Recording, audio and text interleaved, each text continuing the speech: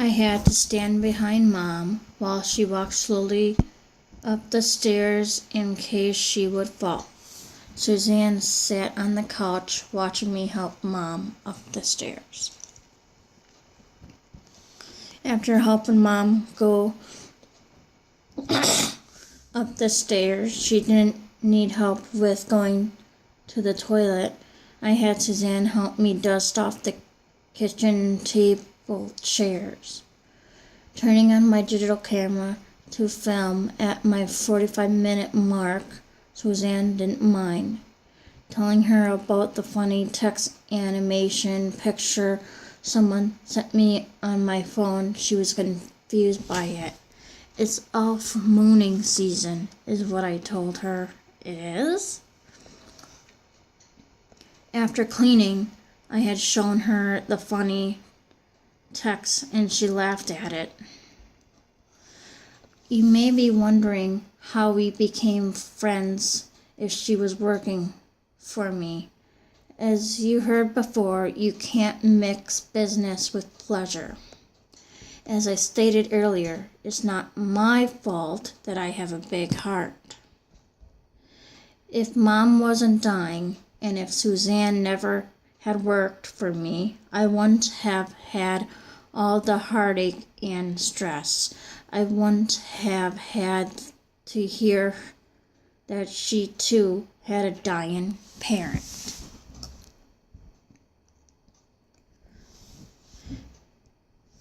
Yes, that's what she said in the car that one December day in 2009. Her father was diagnosed with cancer also. Why she shared that information with me? It must be because she felt sorry for me with my mom dying, and she wanted to let me know that she related to me. I began to feel comfortable around her. We would laugh at the same jokes. Like one day I was joking about a Chinese horoscope chart. She was trying to figure out what animal she was. I'm the bitch and you're the cock? I would giggle hysterically. Turns out she's the rat on the chart.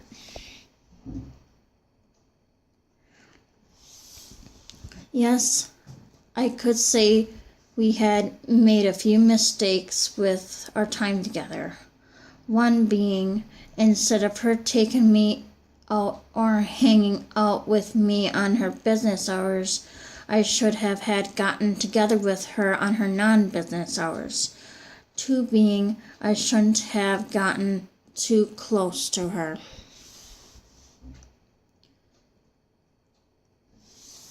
What I mean by number two is, she was one of those people that took advantage of me, just like how Dee acted, that lady from live video and YouTube, and just like how R had acted.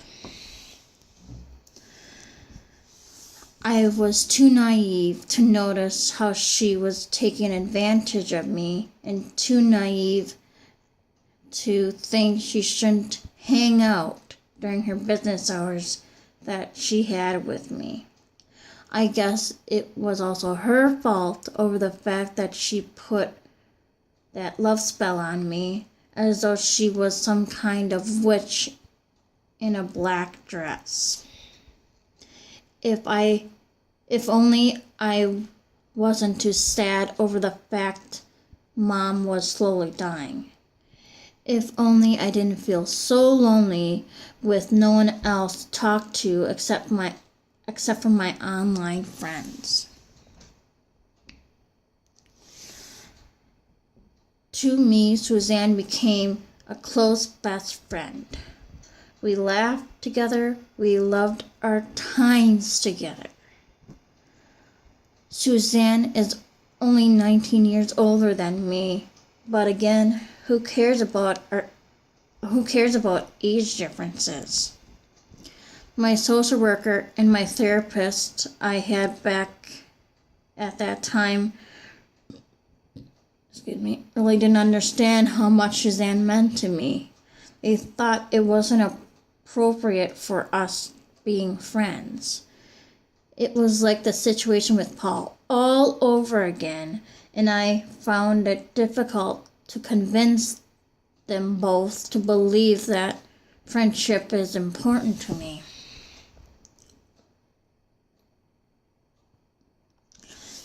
However, there was one time she really got me upset.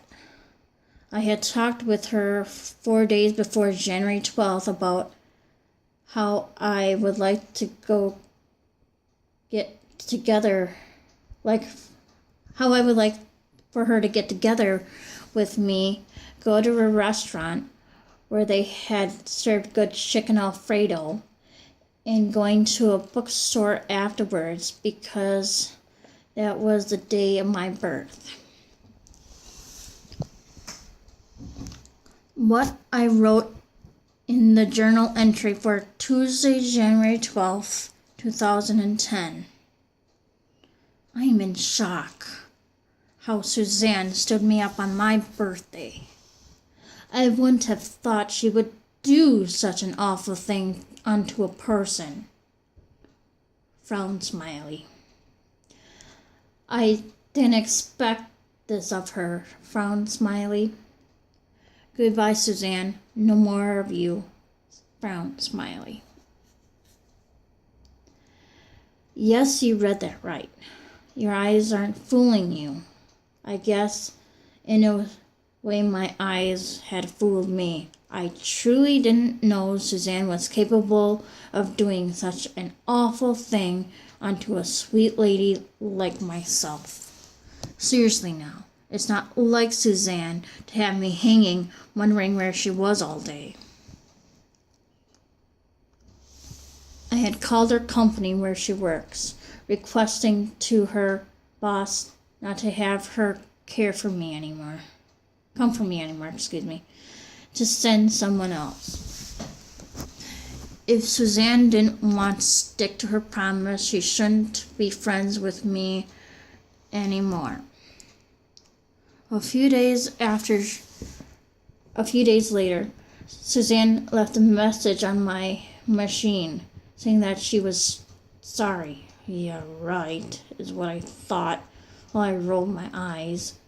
She was calling on a new phone number. On my birthday, I was trying to get a hold of her, but didn't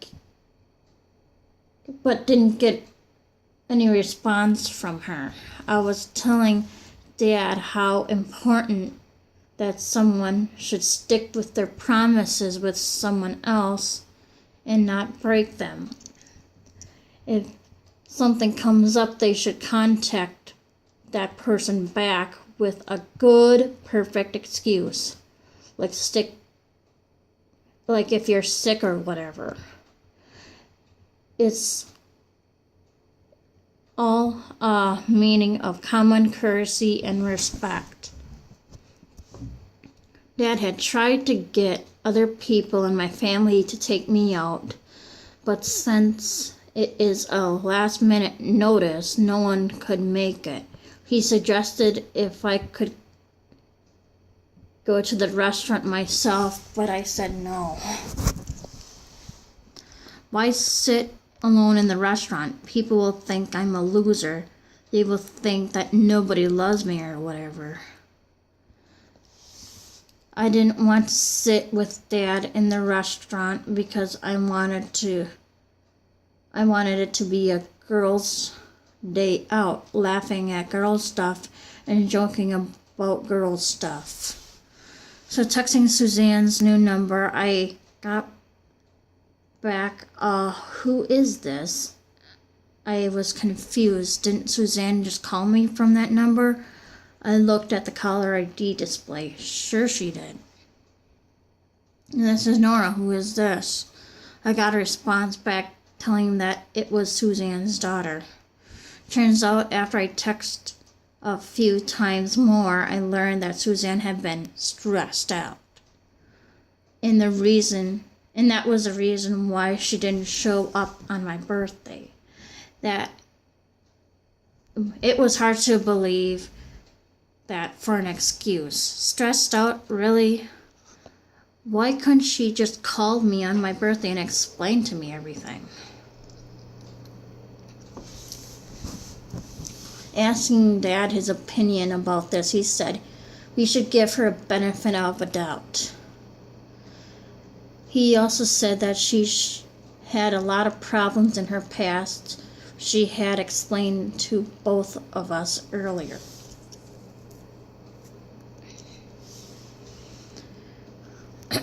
After a new worker came to help me out, I already knew them, Michelle, who happened to be sister's friend in high school. Michelle was okay. She watched me do laundry and also picked me up from counseling downtown because I was running late to take the bus home.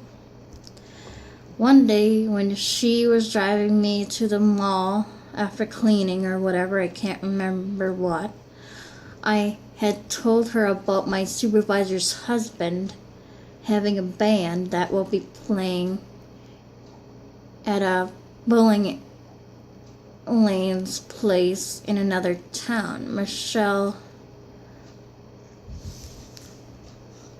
was saying that we could do something like off the clock when she's not working, and asked me more information about this band.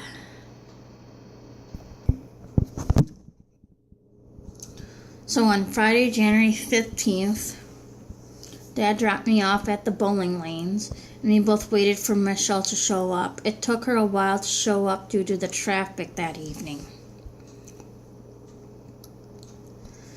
Once the band started, we realized it wasn't for us. The band was too loud and they were like heavy metal, head-banging type.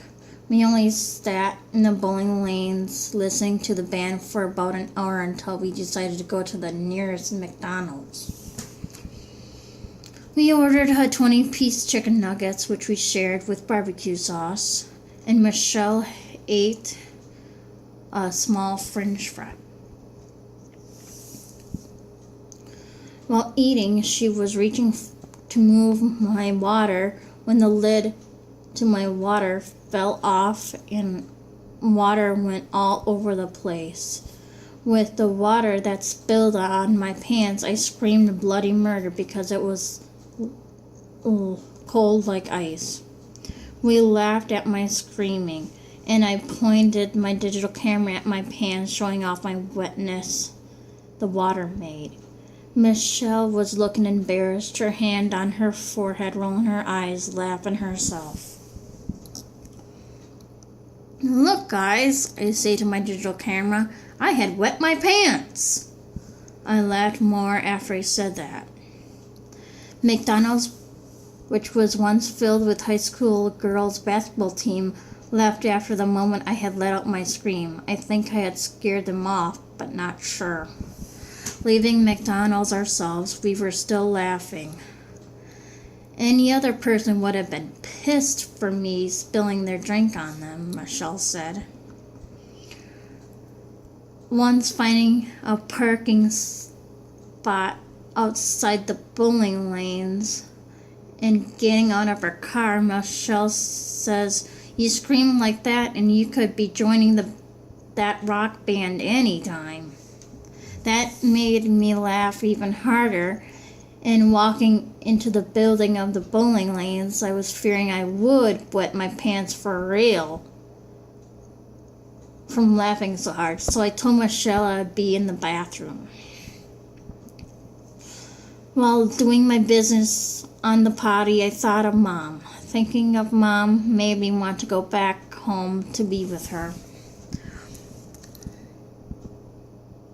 After washing my hands, I left the bathroom and found Michelle at the bar sitting next to a lady. I told her that I wanted to leave and I also had a headache from the noise. Back in Michelle's car on the way home, I had told her Mom must have been wondering where I was or getting lonely. Michelle understood that and also told me she wanted to take me out singing for karaoke.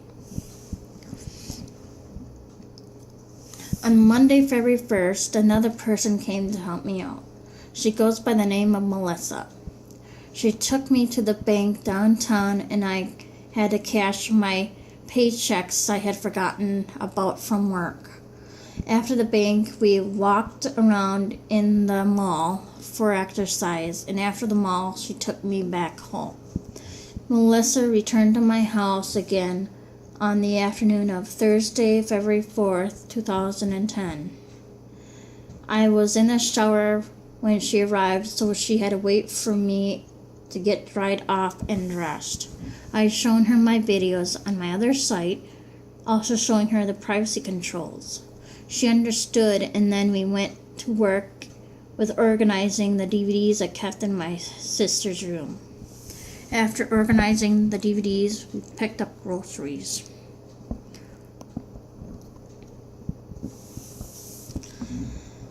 Got some confusing news on the morning of Friday, February 5th, 2010. When I woke up, Dad told me that someone from Home Supportive Services had called, letting him know that Suzanne will be working with me on Monday. I didn't think that was fair. After all, Suzanne had stood me up on my birthday. Plus, why should she work with me again if Melissa just started? However, reading my journal, I see I wrote, didn't I tell myself I didn't need people who stand me up like she did in my life? Yep. Then how come deep down I feel myself missing her, want to know her explanation and give her a second chance? Could it be possible Suzanne begged her boss to come work for me again?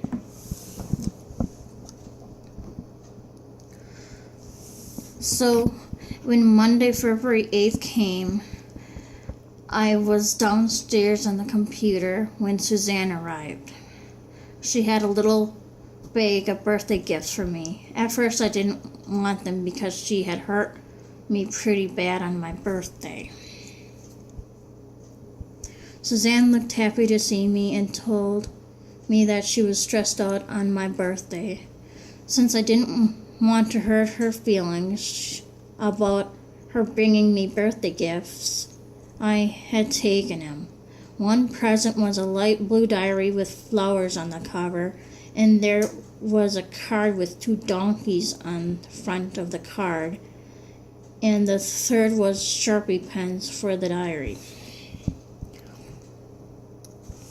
After looking through my birthday gifts, Suzanne and I went upstairs to the kitchen in order to mop. I had to sweep the floor first. While I was doing that, Dad says the ceiling fan needed dusting. I could go sit on your shoulders and dust off the fan, Nora, Suzanne joked. It was like everything was back to normal. There were jokes, laughter all around. Yes, I forgave her, even though I shouldn't have. That day we went shopping for some supplies. Before I left with Suzanne for shopping, I told Mom how much I loved her. She was looking at me, her mouth wanting to move, but no words came out. Poor Mom. She was trying to say back, I love you too, Nora, but she couldn't. I blew Mom a kiss after letting her know that I will return back later from shopping. We didn't get back home until 6 o'clock that evening. I had also picked out a computer game, Bejeweled Twist, for a late birthday gift for myself. Suzanne came back inside to have me sign some papers, her work needed. While signing, she said that I should call her if something happens to Mom. She did care for me and my feelings.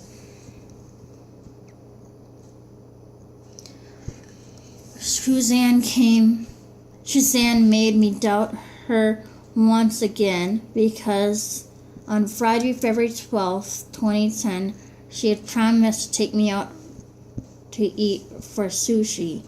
waiting and waiting all day. I didn't hear from her, seen her at my door. I tried calling her twice and texted her 3 times. No response. I didn't know what to think about her after she stood me up again. I thought she had known better not to hurt me like she had done on my birthday. I was praying that her behavior of hers won't become a habit.